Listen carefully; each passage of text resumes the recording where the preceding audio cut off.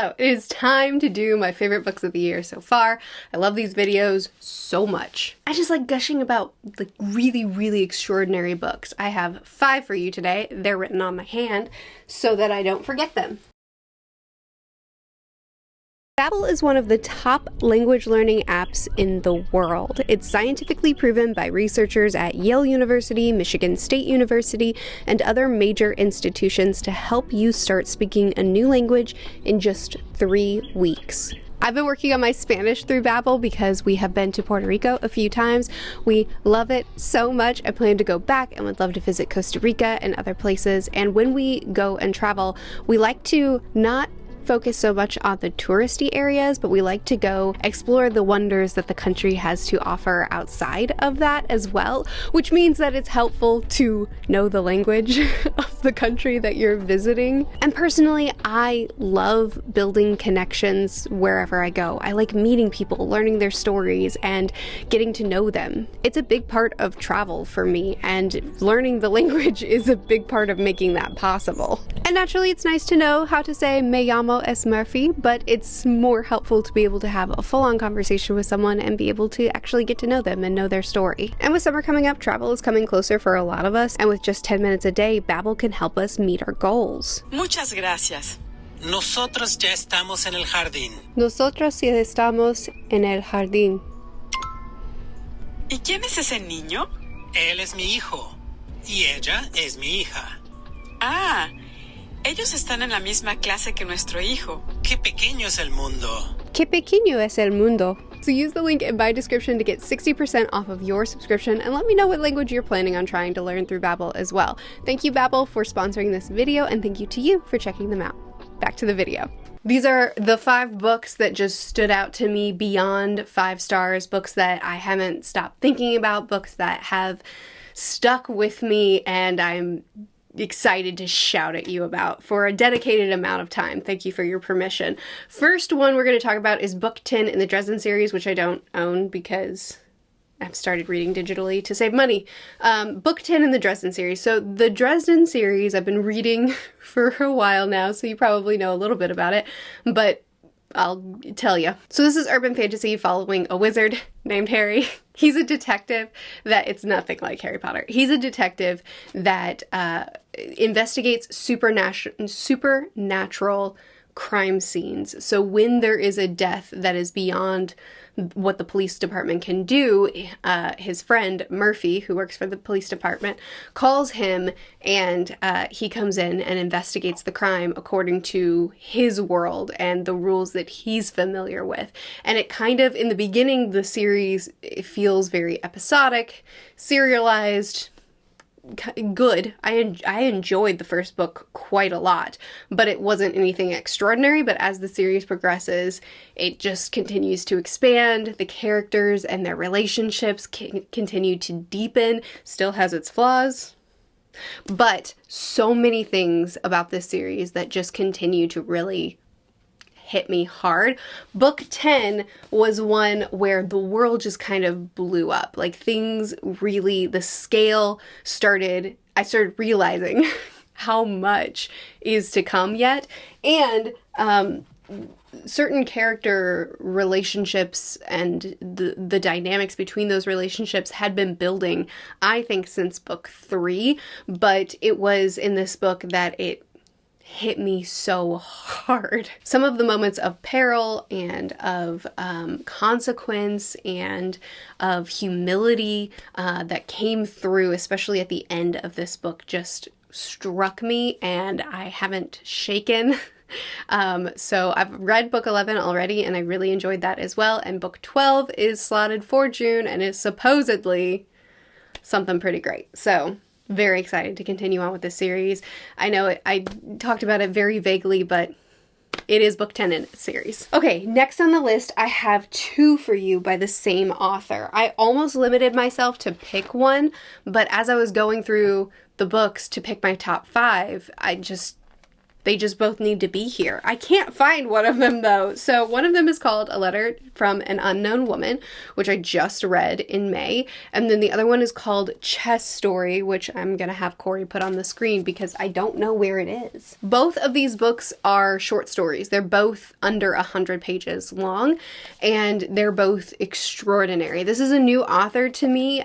He is an Austrian author, and he writes the human mind when it is in despair, when it's in distress, when it's in an obsessive state in a way that's so evocative that even if a story, like in the Chess Story, where we're following people who are just trying to play chess against a chess pro and teaming up to try to best him as a group, and then this one guy kind of comes out from the shadows and shows himself to be extraordinary at the game, and then we find out why. We see his backstory as someone who was in isolation torture and who got his hands on a book on the rules of chess and playing chess over and over again in his mind or on the checkerboarded bedspread with stale pieces of bread, or just trying to count the buttons on a coat or watch the raindrops fall on a window.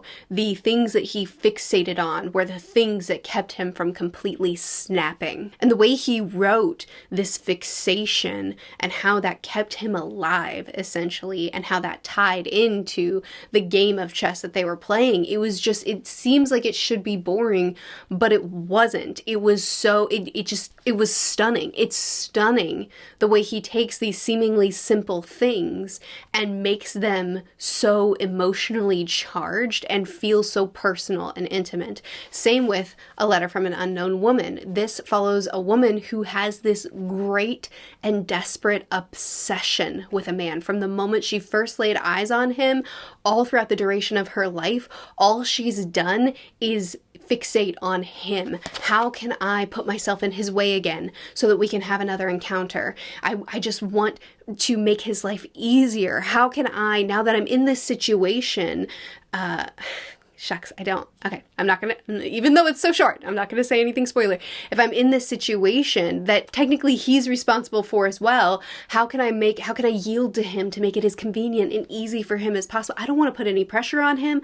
I don't want to put any distress on his life, any inconvenience on his life. I just want to be remembered well. I just want him to think about me in a way that's nothing but positive. But I also don't want to put distress on him in the fact that I'm dying. So should I even tell him? And the way she fixates on him and wraps her entire life around him, and all the while she's nothing to him. All the while he doesn't even remember her name. He doesn't even remember that he's met her before. He thinks, not that he thinks little of her, it's that he thinks he just doesn't think of her. And that juxtaposition of her all-consuming obsession and his not even realizing that she was a part of his life, and having her recount it all in this letter, not just in how she replays the scenarios that they've had together from her perspective, but also in the way she refers to him, the way she thinks of him, the way she excuses him as she's writing the letter. It's so evocative. It's not a pleasant story, it's a tragic story. It's truly tragic the way she's devoted her life to this obsession, this unhealthy, toxic obsession. And it's all within 100 pages, mind you. I think less than 100 pages.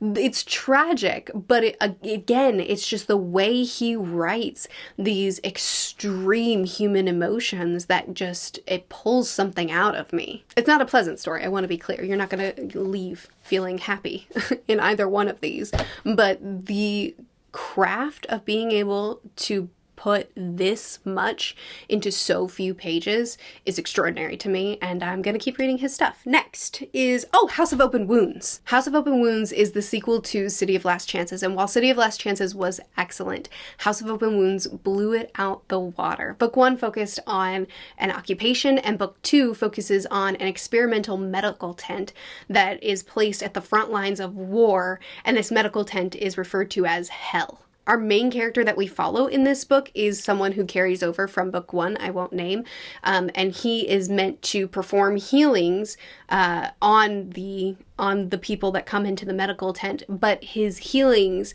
have a caveat that whoever receives this healing has to commit their life to a life of pacifism, which is really difficult to convince soldiers in an active war to agree to. But that's what he struggles with throughout this book. That's his inner struggle as well, how to maintain pacifism in the midst of an active war that you didn't choose. But there's also many other POVs, and these are other people who are working in the medical tent, and this is very Abercrombie-esque in the sense that it has just this group of misfits, this motley crew that do not work together on paper, but because of the way they're written and because of the situation that they're in together and have to work through together, they end up being such a charming group, such a charming pairing. We have a golem who is a chief physician, a skiver, a magical being who can absorb wounds into herself and then cast them out into the void. She's one of my favorites of this group for sure. A literal necromancer who hates necromancy, another favorite for me. A priest that's unclean, a priestess that's a god. There's a good group of people here that have very unique personalities that I enjoyed getting to know so well, but also the way we kind of get glimpses of their backstories, of their history, of what makes them who they are as we progress through the story and as we are with them in the present timeline, and how that kind of reflects or informs how we view them in the present timeline. And throughout the duration of this novel, I didn't feel slow. Like, I was never bored. Every chapter felt like I was learning new things about the characters, but it wasn't until I got to the end that I realized, oh, this story in the front lines of war with gore and despair and tragedy was an intimately character-focused story that was a slow burn, and I didn't even notice. But it all does pull together in the end in such a fantastic ending, and it's a story full of war and the wounds that it causes, both physically and in our personhood and in mentally, in what we carry on beyond the wounds. It's a story about death and the stubborn will to survive, and I enjoyed it so much. I really tried to describe it well here as the sequel of a book and as something that's there's so much going on, but I do highly recommend it. Finally, my number one book of this first half of the year is a recent read for me, one that I've talked about a couple of times and just can't stop loving. It's called Born. This is Jeff Vandermeer. The trilogy, the Area X trilogy, is one of my, well, Annihilation, the first book, is one of my all-time favorite books now. And I happily have continued on in my Vandermeer journey and have had the best time, and Born is the best book that I've read so far this year, not counting my reread of Annihilation, which did happen and was extraordinary, and I'm going to read it again soon. So this book is set in a post-apocalyptic world where our protagonist, Rachel, is doing her darndest to survive in an ecological nightmare of a city. There's also a company that seems to be the cause of that nightmare, but also maybe has tried to resolve it, and their intervention has resulted in scientific anomalies that are plaguing this place, like a giant levitating bear that flies over the city, and resources fall from the tufts of its fur that people have to go and collect in order to survive. That giant bear's name is Mord, and there's also Mord proxies, which are regular-sized bears that terrorize the city as well. But also there's other animals and creatures that are a part of this, as well as a magician, feral children, and a drug dealer boyfriend that Rachel has. She loves him, but it's complicated. And in the midst of all of this, at the very beginning of the book, and I mean on page 1, Rachel harvests a creature that at first she thinks is maybe a plant or maybe some sort of biological anomaly thing that the company has created. She takes it home and it starts changing. It starts looking a little bit different. Then it starts speaking, and then it can kill 3 kids really easily. And this book does such an extraordinary job at having this chaotic, strange, absurd sounding world, but writing it in a way that feels like it holds a lot of gravity. Like it feels like this is how the world has to be. This is the only thing that makes sense for this story. When I say it to you, it sounds absurd, but in the book, it feels earnest. And the way Bourne, this creature, is described, the way he responds to things and learns, his curiosity and his desire to please Rachel, to do what he needs to do, but also his instincts that sometimes conflict with who he's expected to be, and his attempt at understanding humanity and understanding what his role is in humanity, or next to it at least, as well as the bond between Rachel and Bourne as Rachel takes him in and starts caring for him and kind of considers herself his adoptive mother in a way, even though it's like this not human looking creature. But that's a big factor in this story. That's a big theme in the story, is humanity, and is in, well, it's wrapped up in this quote. Hang on. We all just want to be people, and none of us know what that really means. It's that exploration of these relationships and of this world, which is explored in this very vague way where we only are given the information that we need. And it's in their bond and in Wick, the boyfriend, and how he responds to Bourne, and how he and Rachel navigate this really confusing, strange situation, how Bourne responds to them, and how he ends up feeling like this creature that's both terrifying and unpredictable, but also childlike and sweet, and a creature that I both want to protect and love, but also I'm kind of scared of. And I think that that's kind of the relationship that Rachel has with him as well at times. So it's these complicated relationships and these complicated situations and this complicated discussion on humanity and on personhood, and the way it all kind of builds up, and then the way it culminates at the end to this conversation that I think was built up so well throughout the book, so that when we get to the reveals at the end, some predictable, some very much not, it all seems like we've reached the answer collectively before the question was fully posed. Does that make sense? I really loved this book. This is a really, really special book, in my opinion. I hate the cover. Daggone. So those are my top 5 books so far of the year. I loved each of them so deeply. If you've read any of them, I'd love to hear your thoughts. If you haven't, but you plan to pick 1 or 2 up, please do let me know which ones you want to read. And thanks for listening to me gush for a little bit. I'll see you again soon. Bye.